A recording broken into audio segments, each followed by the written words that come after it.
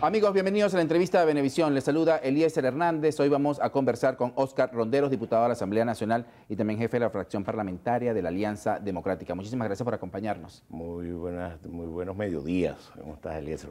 Siempre un placer conversar contigo. Sí, bien, muchísimas gracias a ustedes por atender nuestra llamada. Vamos a empezar con los temas que nos traen el día de hoy. Uno de ellos tiene que ver con el reciente nombramiento del Tribunal Supremo de Justicia. Fue ayer en horas de la tarde. Nombramiento, designación, juramentación. Hoy se espera que se conozca la directiva del Tribunal Supremo de Justicia. Usted como miembro de la Asamblea Nacional, ¿qué nos puede decir al respecto? Sí, nosotros ayer votamos la designación del nuevo Tribunal Supremo de Justicia. Teníamos ya unos días esperando por la designación. Estábamos en el proceso de consultas políticas. En el nuevo Tribunal Supremo de Justicia se incluyen, aparte del sector oficialista que es mayoritario, se incluyen sectores distintos de la oposición venezolana y de la sociedad civil venezolana que participan del nuevo Tribunal Supremo de Justicia.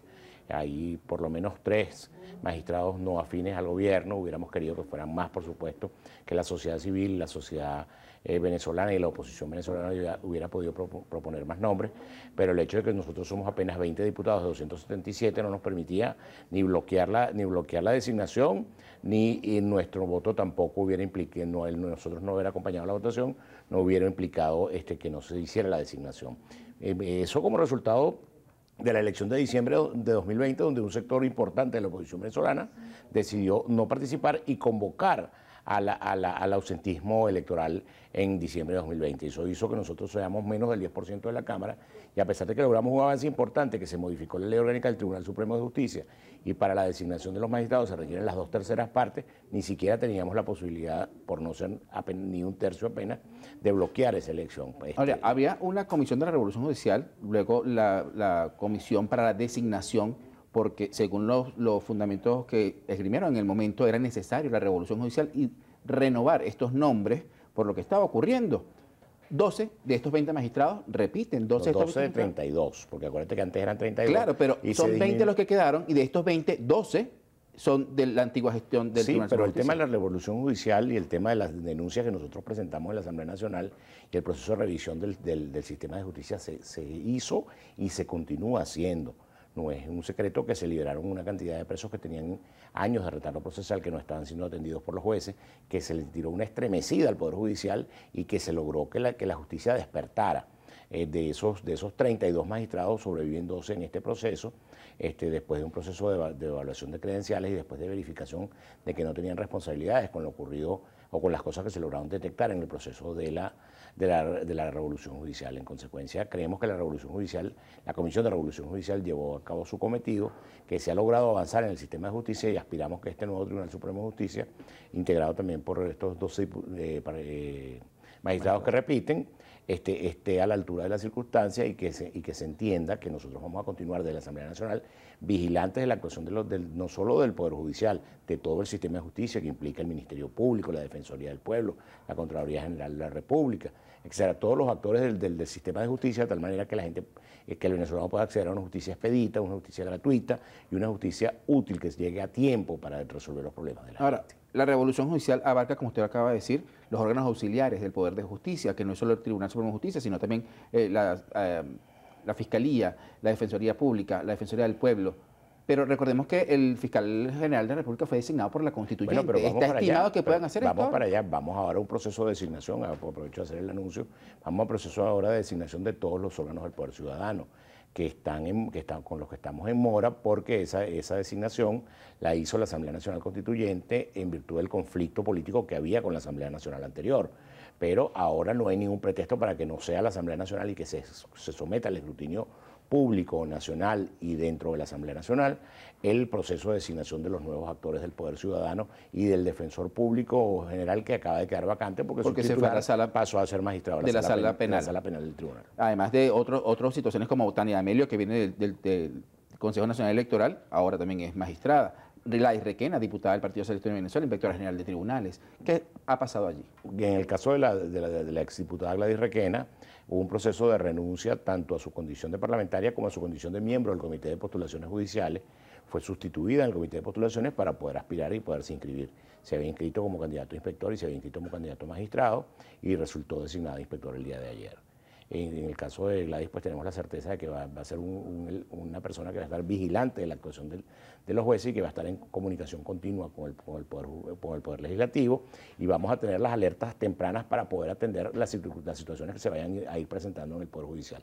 El plan también es que el Poder Legislativo va a seguir vigilante de lo que ocurre en el Poder Judicial, y vamos a ejercer nuestros mecanismos de control, nuestras formas de investigación, nuestras potestades de investigación en la Asamblea Nacional para responsabilizar. Fíjense, por ejemplo, en el caso de la revolución judicial hubo una cantidad de fiscales presos, hubo una denuncia que yo presenté con relación a una extorsión a una productora en el estado Zulia, que los dos fiscales y el fiscal superior resultaron destituidos y detenidos. Es decir, el tema de la revolución judicial ha surtido sus efectos y el proceso de revisión continúa. Vamos ahora con el Ministerio Público, la Defensoría, la Contraloría, y seguimos revisando hacia abajo y tenemos que atender las circunstancias de todas las denuncias, y la Asamblea está a la orden para atender este tipo de en el marco de toda esta situación, esta revolución judicial y que se estén tocando de alguna manera los poderes públicos nacionales, ¿cómo afecta o favorece esto el diálogo con el sector de oposición? Bueno, esto es parte del proceso de reinstitucionalización que venimos llevando a partir de la elección de la Asamblea en diciembre del 2020, instalada el 5 de enero del 2021. Lo primero que hicimos fue instalar una comisión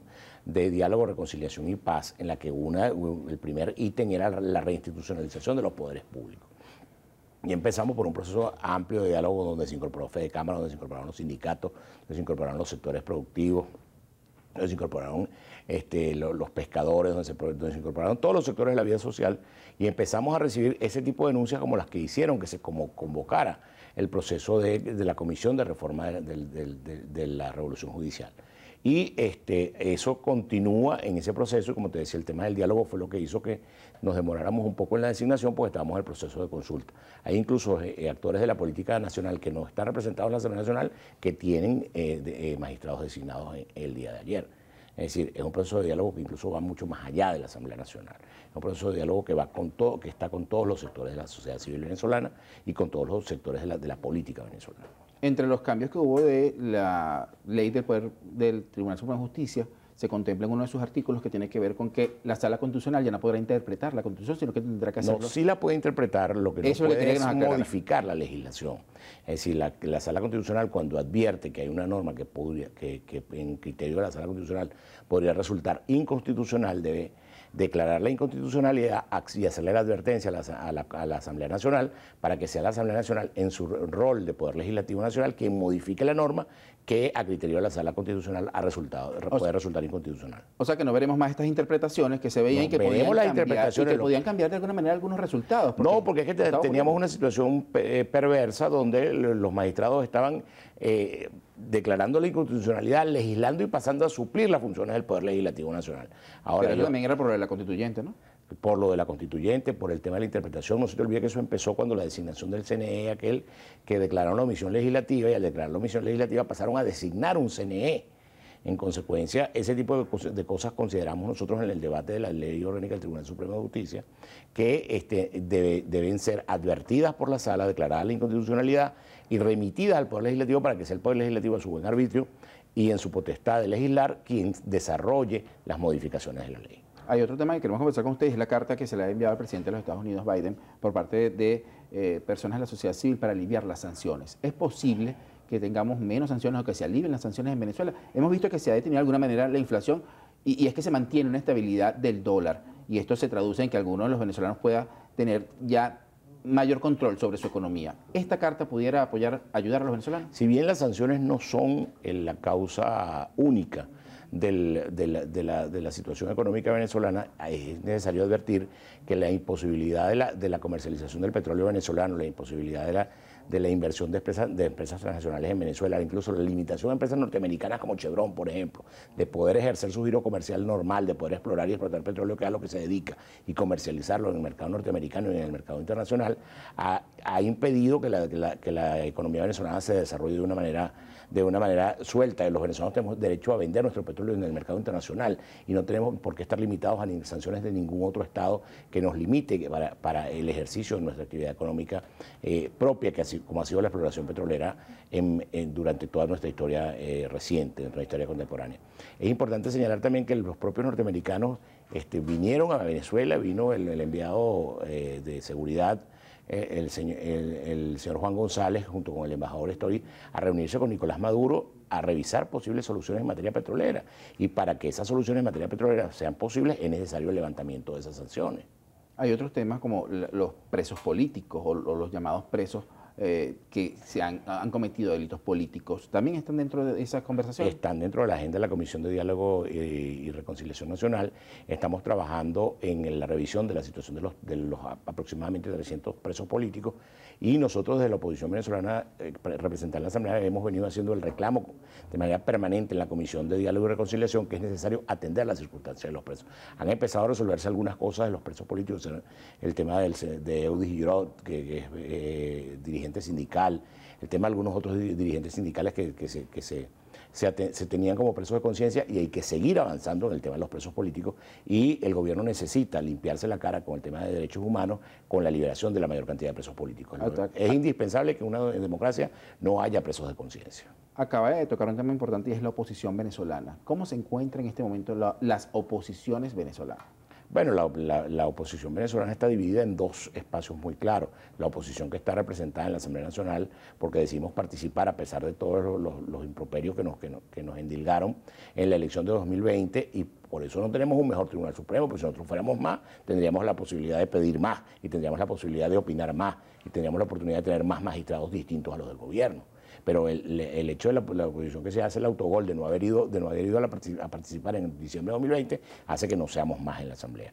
Esa oposición que en el 2020 no fue, en el año 2021 decidió ir a la elección, y ahora tienen gobernadores y alcaldes, y las condiciones eran exactamente las mismas que las del 2020, en virtud de lo cual era un pretexto no haber ido a la elección parlamentaria. Pero bueno, creemos que la política ha vuelto a su cauce, creemos que todos los factores que hacen vida en la política venezolana decidieron participar en el 2021 y están ejerciendo cargos de alcaldes, gobernadores, concejales, etcétera, y ese es el deber ser, la solución política entre venezolanos y la solución política a través de un mecanismo electoral y constitucional como está previsto en nuestra norma. Diputado, siguiendo en temas legislativos, ayer fue propuesta una nueva ley de salario que, acercándose ya el 1 de mayo, el próximo fin de semana, se propuso desde la bancada, por cierto, de oposición.